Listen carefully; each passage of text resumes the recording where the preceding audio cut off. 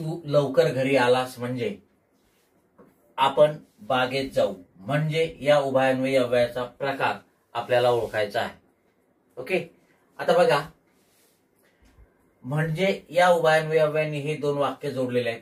तू लवकर घरी आलास म्हणजे याचा अर्थ तू लवकर घरी येणे ही अट आहे. काय आहे? अट आहे, संकेत आहे. बरोबर आहे. जर लवकर घरी आला तर आपण बागेत फिरायला जाऊ, जर आला नाही तर नाही जाणार, असा त्याचा अर्थ होतो.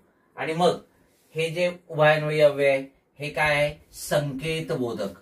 कारण याच्यामध्ये पहिल्या वाक्यामध्ये संकेत म्हणजे अट दाखवलेली आहे. जी उभयान्वयी अव्यय पहिल्या गौण वाक्यामध्ये अट दाखवतात आणि त्या अटीची पूर्तता झाली तर होणारी क्रिया पुढच्या वाक्यात दर्शवितात. ठीक आहे, त्यांना संकेतबोधक गौणत्व सूचक उभयान्वयी अव्यय म्हणतात.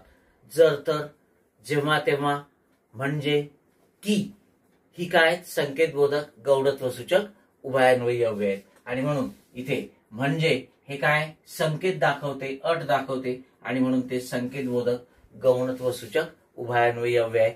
आणि एकंदरीत हे वाक्य मिश्र वाक्य आहे. Okay, yes.